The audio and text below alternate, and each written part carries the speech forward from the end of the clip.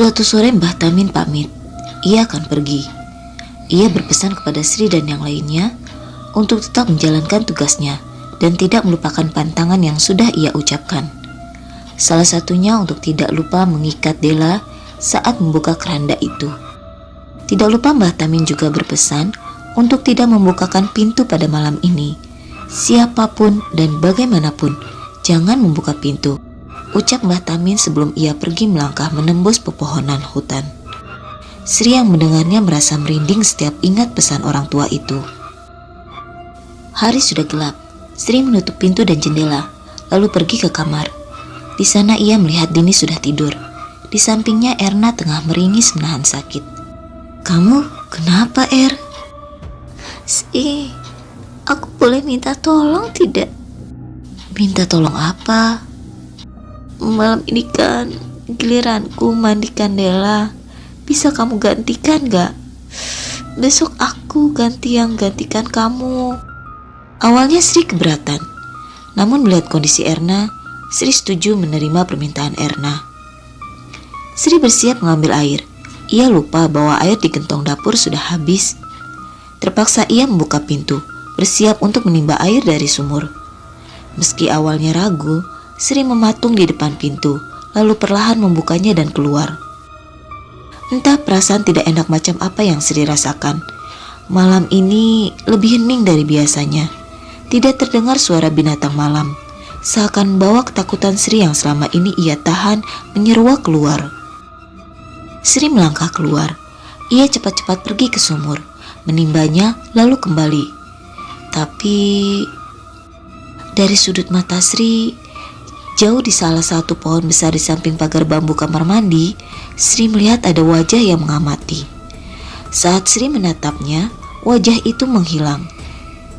Sri terdiam cukup lama, namun ia tetap melanjutkan tujuannya. Ia harus cepat melakukan tugasnya. Sri segera menimba air dengan cepat. Tidak lupa matanya awas menatap sekeliling, seakan-akan ia sedang dikejar sesuatu. Setelah semua selesai, Sri berlari dan mengunci pintu. Perasaan lega langsung dirasakan oleh Sri. Kini ia pun melangkah menuju kamar Dela. Sri meletakkan airnya. Taburan kembang sudah ia lakukan. Kini Sri membuka keranda bambu kuning, mulai membasuh tubuh Dela dengan handuk kecil. Ia masih tertuju pada perut besarnya, yang kata Erna dihamili oleh Mbah Tamin. Namun Sri tidak percaya. Ia selalu menyangkal ucapan itu. Sri terus membasuhnya, hingga sampai ke tangannya yang penuh luka borok. Di sana Sri terdiam. Ia lupa belum mengikat tangan dan kaki Dela. Saat Sri baru menyadarinya, ia menatap Dela yang mulai membuka matanya, lalu tersenyum menyeringai, melotot menatap Sri. "Dela!" Kaget, Sri beringsut mundur, namun Dela mencekik leher Sri kuat-kuat. Ia menganga, menunjukkan giginya yang hitam membusuk. Terjadi pergulatan hebat antara Sri dan Dela. Sri hanya berusaha melepaskan cekikan Dela yang kuat sekali, membuatnya hampir meregang nyawa. "Siapa kamu, Nak?"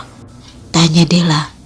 Suaranya berat, nyaris menyerupai suara seorang wanita tua. "Di mana ini?" Sri masih mencoba melepaskan cengkraman kuat itu, namun Dela terus menyeringai. Air liurnya menetes, matanya putih, lalu ia tersenyum. "Jawab kalau ditanya, Nak." "Siapa Anda?" tanya Sri terbata-bata. Nafasnya mulai sesak. Dela tertawa semakin keras, membuat Sri menangis ketakutan. Erna kemudian masuk ke kamar karena keributan itu. Ia pun bingung melihat Dela terbangun. "Ada apa ini, Sri? Kenapa Dela? Kenapa Dela?" Dela menyeringai melihat Erna, sebelum akhirnya melepaskan cekikan itu. Ia melompat ke atas ranjang, merangkak kemudian seakan tertawa kegirangan. "Ternyata anak kelahiran Kliwon semua." Dela masih tertawa. Sri beringsut mundur. Sementara Erna masih bingung dan syok melihat wajah Della yang semengerikan itu. Della terus melihat Sri dan Erna bergantian. Percuma, 1000 harinya anak ini akan segera habis.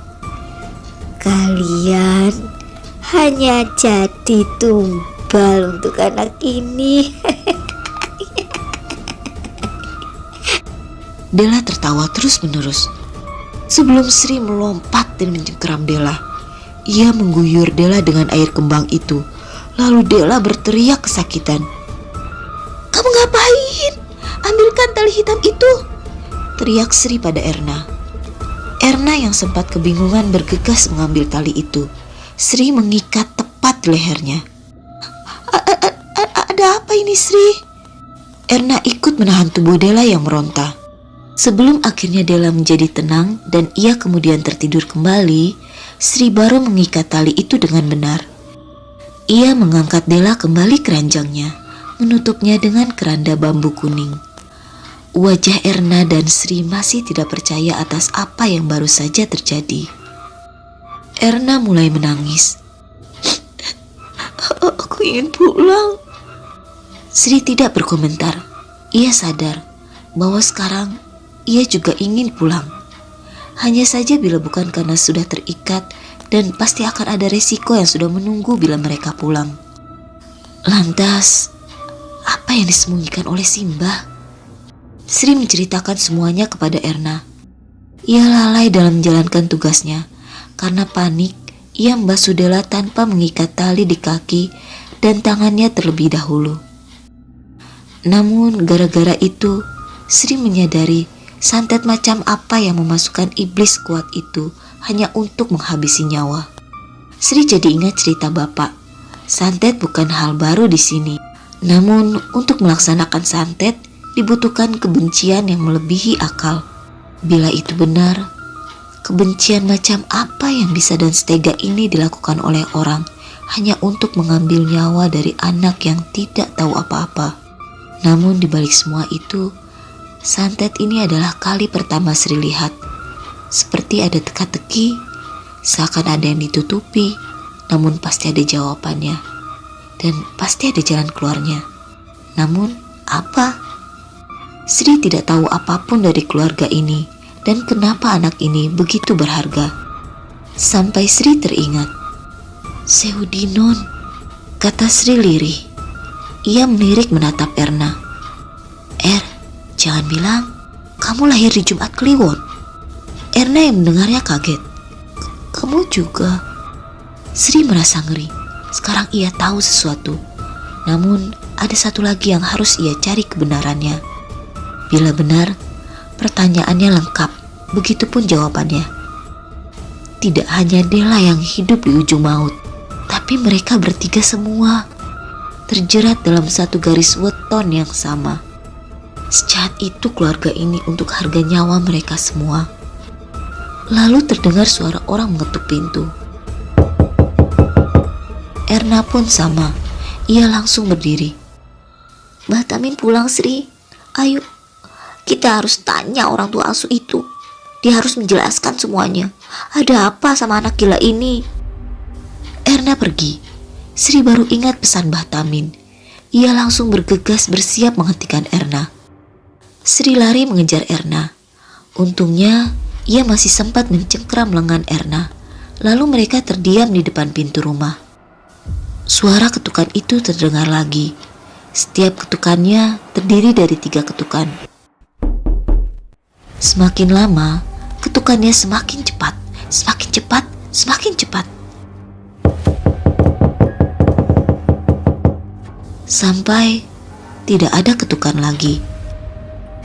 Erna dan Sri saling berpandangan bingung. Keheningan menenggelamkan mereka di dalam rumah itu.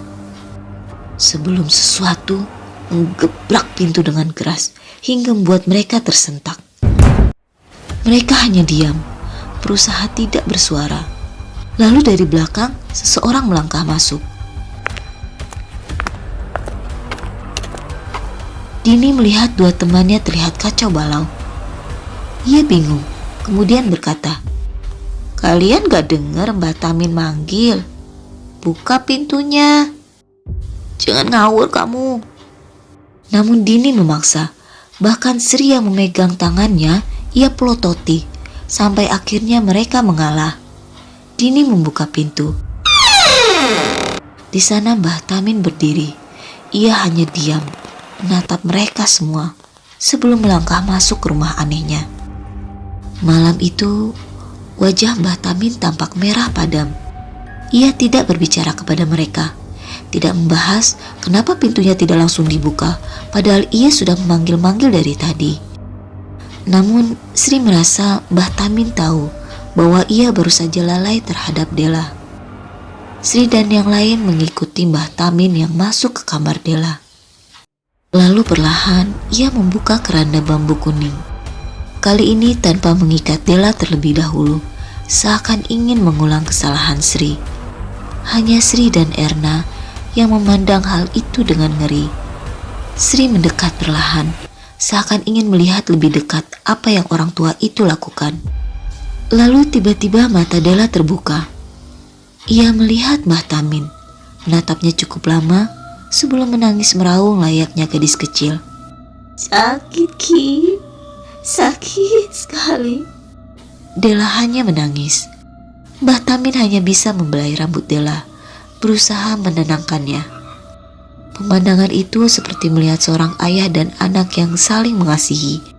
Namun Sri belum mengerti mengapa. Seakan Dela yang ini berbeda dengan Dela yang Sri dan Erna temui tadi. Apa yang terjadi sebenarnya? Sabar ya nak, sebentar lagi adalah puncak rasa sakitmu.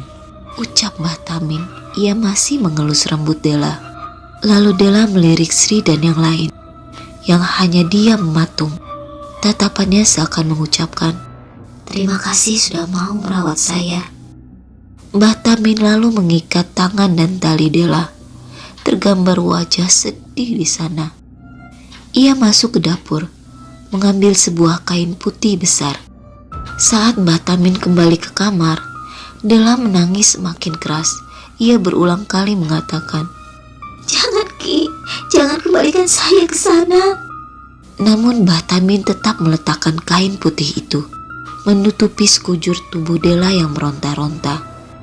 Terakhir, Mbah Tamin membakar kemenyan sebelum memegang kepala Dela, dan terdengar suara raungan yang mengguncangkan seisi rumah itu.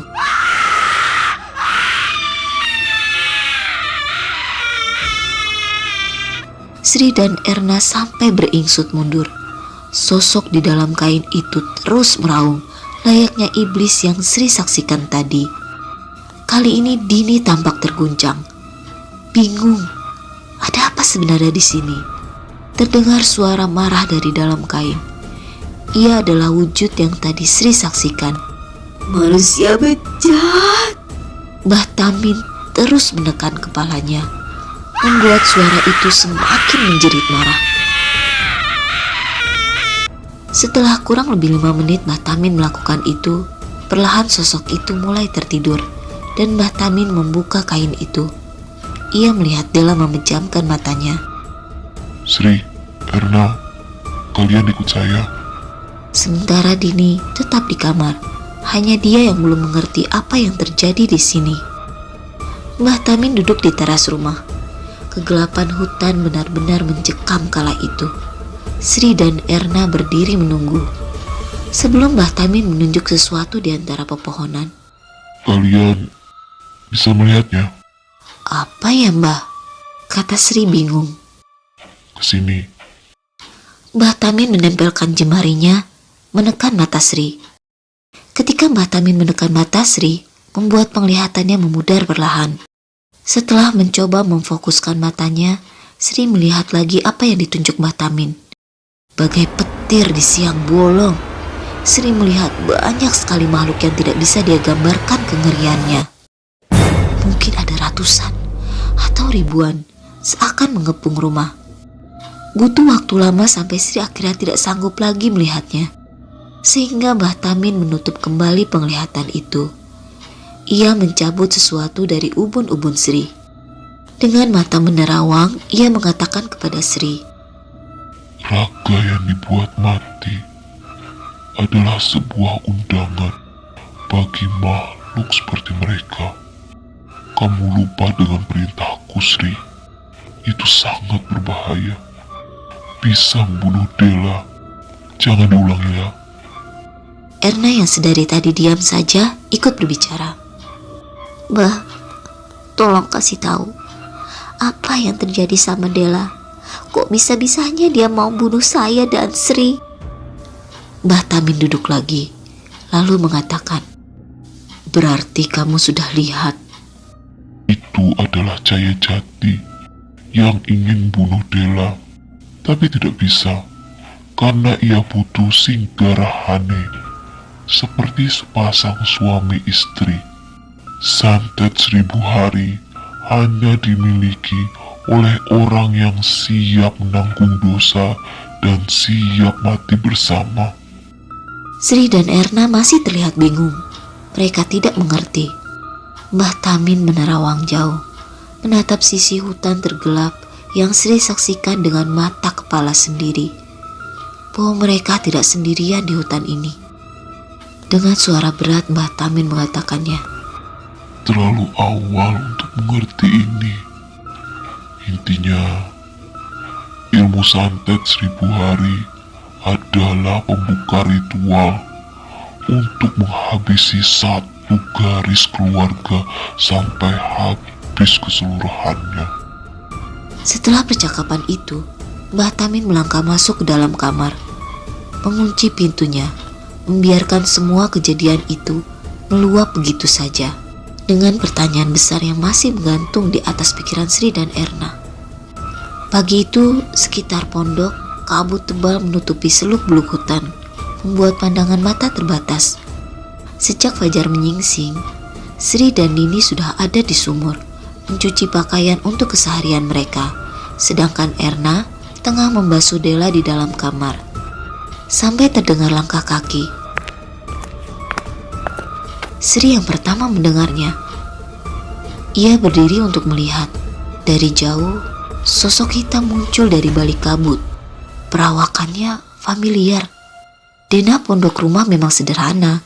Dari teras maupun kamar mandi bisa melihat keseluruhan area sekitar, sehingga sosok yang mendekat itu terlihat jelas.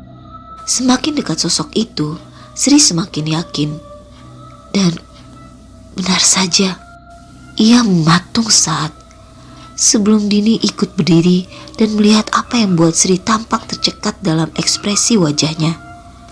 Manakala ia melihat Mbah Tamin mendekat ke arah mereka dengan wajah yang letih. Ketika Mbah Tamin berdiri di depan Sri, ia seraya bertanya apakah petuah beliau sudah dijalankan. Sri hanya diam, bibirnya gemetar. Dinilah yang berinisiatif mengambil situasi. Ia berucap lirih, Mbah, bukannya semalam Mbah pulang? Mbah Tamin yang mendengar itu tiba-tiba mengejang. Otot wajahnya mengeras, lantas memandang Sri dengan ekspresi tidak percaya. Ada kemarahan dalam tatapannya. Bukannya kamu sudah tak kasih tahu? Jangan buka pintunya. Terjadi ketegangan dalam situasi itu, sampai tiba-tiba Mbah Tamin mencengkram leher Sri. Dini yang melihat itu panik. Siapa yang kamu izinkan masuk? Di mana sekarang dia berada? Dini mencoba menahan tangan Mbah Tamin. Sri hanya membuang muka. Ia sudah gemetar ketakutan. Di kamar Anda, Mbah. Dia masuk situ. Mbah Tamin sempat melirik Dini dengan wajah marah, sebelum bergegas masuk ke rumah, setengah berlari seakan ingin melihatnya. Sri dan Dini ikut mengejar. Bahkan mereka sempat melihat Erna yang terdiam mematung, seakan kaget melihat Mbah Tamin muncul dari luar rumah. Padahal ia tahu betul si Mbah belum keluar dari kamarnya sejak semalam masuk ke sana. Tepat ketika mereka sampai di sana, mereka melihatnya. Seseorang mengobrak-abrik kamar Mbah Tamin. Semua barang Mbah Tamin berantakan. Namun yang membuat semua orang tercengang adalah Di atas ranjang tempat tidur beliau ada patek yang tertulis nama Atmojo, nama keluarga tempat mereka mengabdikan diri. Cukup lama bagi Mbah Tamin memeriksa benda itu tanpa melihat Sri dan Dini. Simbah berucap, Apa yang dia lakukan saat ada di sini semalam? Sri kali ini yang berbicara. Ia mengatakan semuanya, termasuk Dela. Mimik wajahnya berubah. Ia diam sebelum akhirnya berjalan menuju Dela. Mbah Tamin melihat anak gadis itu masih terlelap dalam tidurnya. Ia membelainya layaknya anak gadisnya sendiri, sama seperti sosok yang ia lihat semalam. Siapa sosok itu sebenarnya? Sri terlihat berpikir, seakan mencari tahu jawaban itu. Setelah hari itu, Mbah Tamin mengatakan ia akan lebih sering keluar rumah. Pesannya sama seperti dulu, jangan bukakan pintu manakala hari sudah sore. Sri, Erna, dan Nini mengangguk pertanda mengerti. Namun perlahan, semua mulai memikirkan itu. Kemana Simbah sebenarnya? Sri, Erna, dan Nini masih melakukan tugas mereka secara bergantian, sama seperti biasanya. Sampai suatu pagi, Simbah belum juga pulang. Ini aneh. Dini dan Erna ada di sumur. Mereka sedang mencuci pakaian mereka. Saat itu, Sri baru saja melaksanakan tugasnya, membasuh Dela. Tidak ada yang berubah dari gadis itu sebenarnya. Bila saja Dela tidak dijahati seperti ini, dia melihat sosok gadis muda yang cantik jelita. Tidak hanya itu, perawakannya memang layak menjadi dambaan bagi pria manapun. Namun nasib seperti mempermainkannya. Sri merasa bersimpati. Manakala ia selesai melaksanakan tugasnya, tiba-tiba terpercik pikiran penasaran selama ini.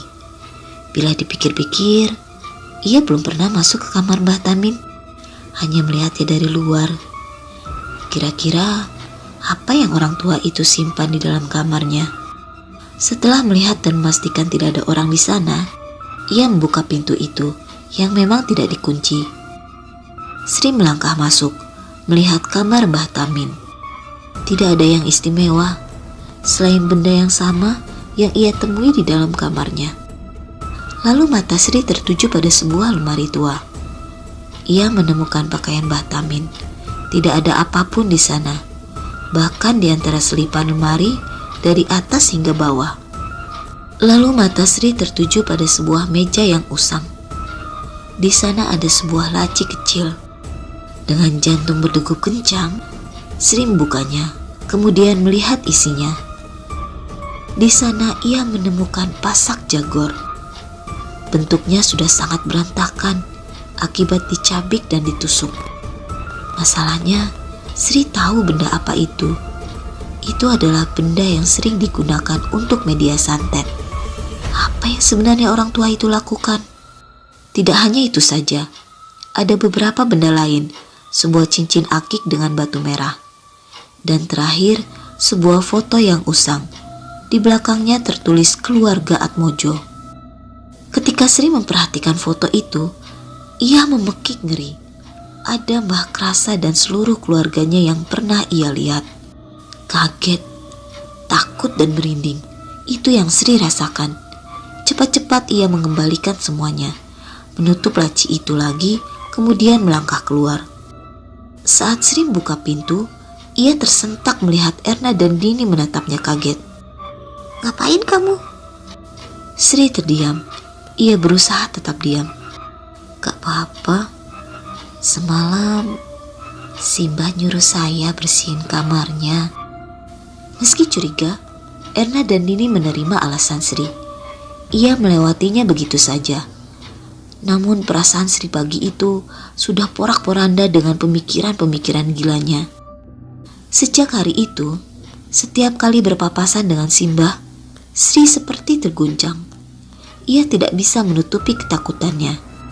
Namun dari cara melihat Simbah, tampaknya ia tahu sesuatu. Dan itu membuat Sri tidak tenang. Ia seringkali merasa Mbah Tamin memperhatikan gerak-geriknya. Tapi malam itu, Sugi, supir yang mengantar mereka datang, berbicara empat mata dengan Mbah Tamin. Seakan ada sesuatu yang mendesak. Wajah Mbah Tamin tampak mengeras. Sri begitu penasaran, namun kali ini ia menahan diri. Sampai akhirnya pembicaraan itu selesai. Si Mbah mendekat. Saya akan pergi sama Suki ke kediaman Krasa. Tolong jaga tempat ini. Ingat ucapanku. Lusa mungkin saya baru pulang.